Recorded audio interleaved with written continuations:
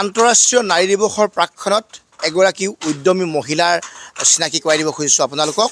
আৰু ধেমাজি ষ্টেচনৰ বালিগাঁৱৰ অনামিকা শইকীয়া যিগৰাকী মহিলাই ইতিমধ্যে ধেমাজিৰ পৰা গৈ এডভান্টেজ আছামৰ যি আচলতে 2.0 যি অনুষ্ঠান, সেই অনুষ্ঠানত তেওঁ যথেষ্ট সফলতা অৰ্জন কৰিছে। আৰু তেওঁৰ যি আচলতে বয়নশিল্পৰ তেওঁৰ যিসমূহ বস্ত্ৰ ইয়াতে উৎপাদন কৰে, সেই বস্ত্ৰসমূহ তেওঁ আচলতে যথেষ্ট সমাদৰ লাভ কৰিছে। আৰু এই মুহূৰ্তত যিহেতু মই অনামিকা শইকীয়াৰ বা যি আচলতে তেওঁৰ যি ইণ্ডাষ্ট্ৰি, সেই ইণ্ডাষ্ট্ৰিটোত মই উপস্থিত আছোঁ।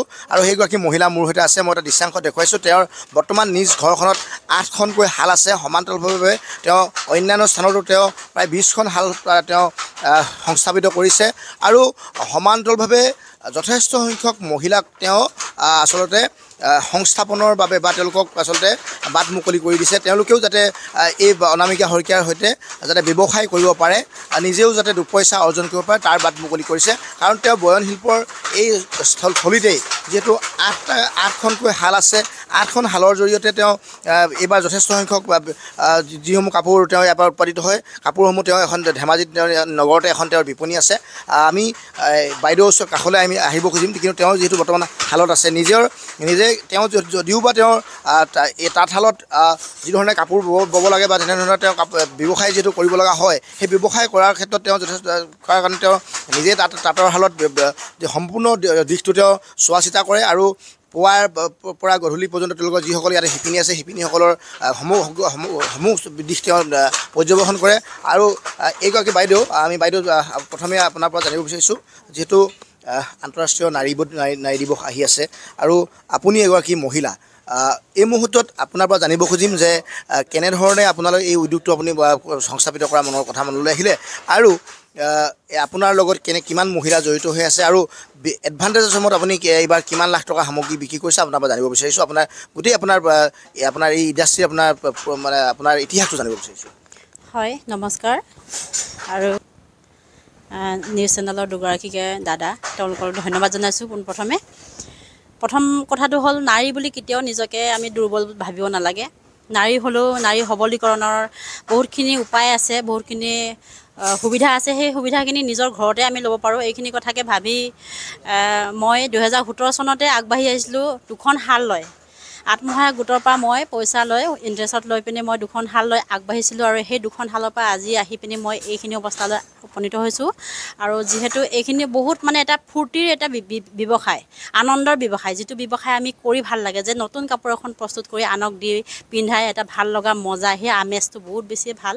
আৰু তেনেকুৱা ধৰণৰ বস্তুটো আমি গাঁৱৰ পৰাই আমি আৰম্ভ কৰিব পাৰে, আমি টাউনত গৈ কৰিব নালাগে। যিটো আমি ঘৰৰ ভেটিত নিজৰ ঘৰত ভাত বনাই থাকিও এইখিনি কাম কৰিব পৰা যায়। গতিকে সেই কথাটো চিন্তা কৰি আজি মই এই শালখন ইণ্ডাষ্ট্ৰীখন আৰম্ভ কৰিছোঁ। ঠিক তেনেকৈ ইয়াৰ লগতে মোৰ লগত জড়িত হৈ আছে আজি 30-40গৰাকী মহিলা। আৰু লগতে ভাবিলোঁ যে মই এই ইণ্ডাষ্ট্ৰিটোৰ লগতে জড়িত হোৱাকৈ এখন বিপণী লাগে, সেই বিপণীখনো মই তৈয়াৰ কৰিলোঁ। যিহেতু মই এতিয়া ধেমাজি চাৰ্কিট হাউছৰ বৰিতে এখন সুন্দৰকৈ কাপোৰৰ বিপণীও দিয়া হৈছে। তেনেকৈ দুপে আগবাঢ়ি গৈ পিনে 2017 চনৰ পৰা আজি 2025 চনলৈকে ভালেখিনি মানুহৰ ৰাইজৰ ছাপৰ্ট পালোঁ। আৰু এই ৰাইজৰ ছাপৰ্ট, মোৰ আশীৰ্বাদ মৰ্মে আজি মই এইখিনিত উপস্থিত হৈছোঁ। এইখিনিৰ লগতে মই মহিলাসকলক এইখিনি কথাই কওঁ, মহিলা বুলি কেতিয়াও ঘৰত পৰি পিনি বহি থাকিব নালাগে।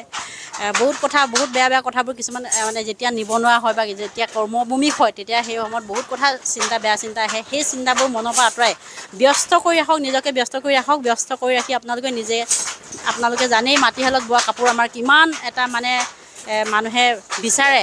সেই মাটিশালত বোৱা কাপোৰৰ পৰা আদি কৰি, মাটিশালত বোৱা কাপোৰটো অকণমান দেৰি হয়, গতিকে আমি তাঁতীশাল কৰিছোঁ, যিটো আমাৰ জাকাৰ মেচিন হয়। জাকাৰ মেচিনৰ যোগেদি অলপ সোনকালে হয়, গতিকে আমি প্ৰস্তুত কৰিছোঁ। সেইখিনিৰ লগত আপোনালোকেও জড়িত হওক আৰু মোৰ শাললৈ আহি পিনে আপোনালোকে শিকক। ইয়াত শিকিবৰ কাৰণে বিনা পইচাত আপোনালোকে শিকিব পাৰিব। যিহেতু টাউনত গৈ শিকিব নালাগে, গাঁৱৰ মাজতে আপোনালোকে ঘৰত কাম বন কৰি আহি পিনে এখনতে শিকি আহি নিজৰ ঘৰতে শাল এখন প্ৰস্তুত কৰি আপোনালোকেও পাৰিব। মোৰ নিচিনা 10গৰাকী মহিলা ওলাই আহক বুলি মই এগৰাকী মহিলা হিচাপে নিবনুৱা মহিলাসকলক আহ্বান জনাইছোঁ। আপুনি এইবাৰ এডভান্টেজ আছামলৈ গৈছিলে, হয়। এডভান্টেজ আছামত আপুনি কেনেধৰণৰ সমাদৰ লাভ কৰিছে? মই এডভান্টেজ আছামত গৈ বহুতেই ভাল লাগিলে, বহুত বেছি এটা এক্সাইটেড। কেতিয়াও ভবা নাছিলোঁ যে এনেকুৱা এটা প্লেটফৰ্ম পাম। সেই প্লেটফৰ্মত পাই মই নিজকে বহুত সৌভাগ্য বুলি ভাবিলোঁ। কাৰণ তাত আন্তঃৰাষ্ট্ৰীয় এখন বজাৰ, যিটো আন্তঃৰাষ্ট্ৰীয় এখন যোগসূত্ৰ, সেই যোগসূত্ৰটো মই পালোঁ। মই বিক্ৰী কিমান কৰিলোঁ সেইটোত মই কথা নাই, কিন্তু মেইন কথাটো হ'ল তেওঁলোকে আমাৰ ধেমাজি কাপোৰ আমাৰ গাঁৱৰ কাপোৰখিনি যেনেকৈ আদৰি লৈছে সেইখিনিলৈ বহুত বেছি সুখী আৰু তেওঁলোকে মোক এতিয়া কাষ্টমাইজ কৰিছে মোৰ ৰাছিয়া ভূটান মানে অষ্ট্ৰেলিয়াৰ পৰা আদি কৰি বহুত বেছি দেশৰ মানুহে মোক কাৰ্ড দি গৈছে তেওঁলোকে মোক কাষ্টমাইজ কৰিছে যে অসমত বনোৱা ধেমাজিত বনোৱা থলুৱা সামগ্ৰী গামোচাৰ পৰা আদি কৰি মুগা কাপোৰৰ পৰা আদি কৰি মুগা কুৰ্তা বনাব তেওঁলোকে টচৰ কুৰ্তা বনাব পাটৰ কাপোৰ সেইখিনি তেওঁলোকে মোক কাষ্টমাইজ কৰিছে সেইখিনি বহুত বেছি ভাল লগা কথা আৰু তাত মই বিক্ৰী কৰিবলৈ গ'লে ক'বলৈ গ'লে মই মোটামুটি 5,30,000 ধৰিছোঁ কিন্তু হিচাপটো মই এতিয়ালৈকে কৰাগৈ নাই 6 লাখ ওচৰা-ওচৰিটো মোৰ হৈছেই কাৰণ বহুত বেছি তাত গৈ মই লগ পালোঁ আমাৰ ভাৰতৰ প্ৰধানমন্ত্ৰী নৰেন্দ্ৰ মোদী ডাঙৰীয়া কিন্তু তেখেতৰ লগত আমাৰ ফটো মৰাৰ মানে এলাও নাছিলে কিন্তু তেখেতক এটা নমস্কাৰ দিলোঁ ওচৰৰ পৰা খুব বেছি ভাল লাগিলে তেখেতে আমাৰ কাপোৰখিনি খুব জুমি জুমি চালে ভাল লাগিলে তেখেতে কি মন্তব্য দিয়ে নাজানো কিন্তু তেখেতে নিশ্চয় মোক আমাৰ কাপোৰৰ মাজত কিবা এটা দেখিছে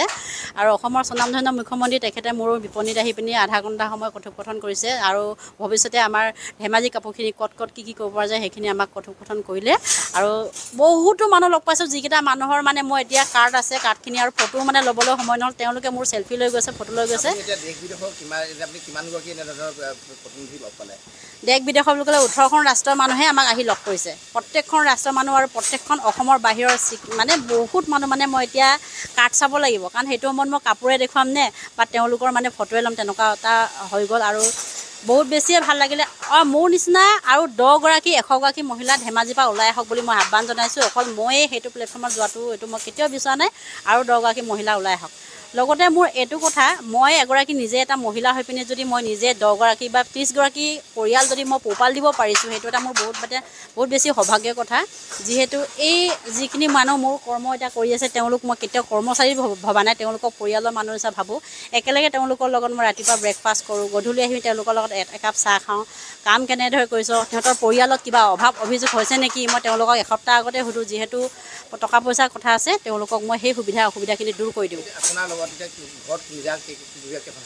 মোৰ নিজাভাৱে এতিয়া 8খন শাল আছে 9খন আছে আৰু লোকেল শিপিনী যিখিনি আমাৰ থলুৱা শিপিনী মিচিঙৰ উৎপাদনৰ কাৰণে 20খন শাল মোৰ বাহিৰত মই ফিটিং কৰিছোঁ তেওঁলোকক ইয়াতে ট্ৰেইনিং দি পিনে তেওঁলোকক মই বঢ়াই দিছোঁ আৰু আমাৰ পইচাবোৰ আমি হাতত চুই থাকিবলৈ আমি বেপাৰবোৰ সদায় বঢ়াই গৈ আছোঁ যিহেতু মোৰ 100খন শাল পতাৰ মোৰ সপোন আছে কিন্তু এতিয়ালৈকে মোৰ চৰকাৰীভাৱে কোনো এটা সা সুবিধা মই লোৱাও নাই আৰু বিচৰাও নাই ক'ৰবাত পাই যদিও মই এইটো খবৰ ল'বলৈ সময় পোৱা নাই নিজে যিমানখিনি পাৰোঁ কৰি গৈ আছোঁ বিশেষকৈ আৰু এটা কথা মোক ক'বলৈ ভাল লাগে মোক কি দোকানত মোৰ বিপণীখনত যিকেইজনী ছোৱালী আহিছে তেওঁলোক হ'ল অনাথ মানে মাক বাপেক নাইকিয়া ছোৱালী কাৰোবাৰ বোলে দেউতাক নাই কাৰোবাৰ মাক বাপেক নাই তেনেকুৱা ছোৱালীবোৰ মোৰ দোকানত আছে কোনোবা নাৰ্ছ পঢ়িছিলে তেওঁলোকে বোলে এতিয়া সংস্থাপিত নহ'ল তেনেকুৱা ধৰণৰ ছোৱালীবোৰ মই ৰাখিছোঁ তেওঁলোকৰ মই মাক হৈ আছোঁ নিশ্চিতভাৱে এইগৰাকী অনামিকা শইকীয়া আৰু আমি দেখুৱাইছোঁ মহিলাগৰাকী ইতিমধ্যে উল্লেখ কৰিছে তেওঁৰ কাহিনী যি আচলতে তেওঁৰ নিজেও নহয় নিজৰ জৰিয়তে এইবাৰ যিটো এডভান্টেজ আছে মই তেওঁ ইতিমধ্যে উল্লেখ কৰিছে প্ৰায়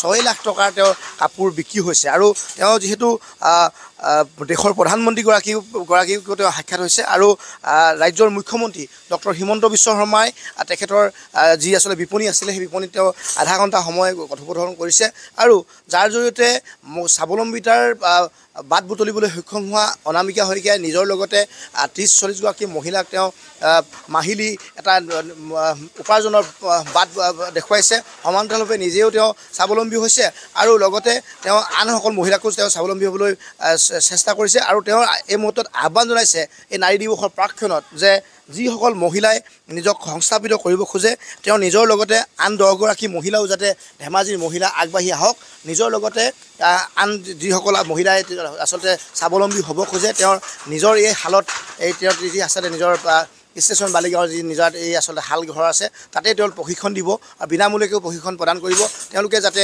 স্বাৱলম্বী হ'ব পাৰে নিজেও স্বাৱলম্বী হোৱাৰ লগতে তেওঁলোককো স্বাৱলম্বী কৰাৰ প্ৰয়াস কৰিছে এই মুহূৰ্তত অনামিকা শইকীয়া তেওঁ নিজৰ সফলতাৰ কাহিনী কৈছে এই এগৰাকী মহিলা তেওঁ নিজকে মহিলা বুলি নাভাবে কাৰণ তেওঁ ইতিমধ্যে এক সমাদৰ লাভ কৰিছে আৰু ইতিমধ্যে তেওঁ আন্তঃৰাষ্ট্ৰীয় বজাৰলৈ তেওঁৰ কাপোৰ ইতিমধ্যে সমাদিত হৈছে আৰু দেশ বিদেশৰ 18খন ৰাষ্ট্ৰৰ যিটো এডভান্টেজ আছে আমাৰ যিসকল প্ৰতিনিধি আহিছিল তেওঁলোকে তেওঁলোকৰ নিজৰ কাপোৰৰ কথা বা তেওঁলোকৰ যি প্ৰয়োজনীয়তাৰ কথা তেওঁলোকে উল্লেখ কৰি গৈছে তেওঁলোকক সেই অনুসৰি তেওঁলোকক কাপোৰ যোগান ধৰাৰ প্ৰতিশ্ৰুতি প্ৰদান কৰিছে এইগৰাকী অনামিকা শইকীয়াই নিশ্চিতভাৱে তেখেতৰ এই জীৱনৰ হেন্দুৰীয়া বাট আৰু তেওঁ যাতে সোণালী হৈ পৰক আমি তাৰেই কামনা কৰিছোঁ।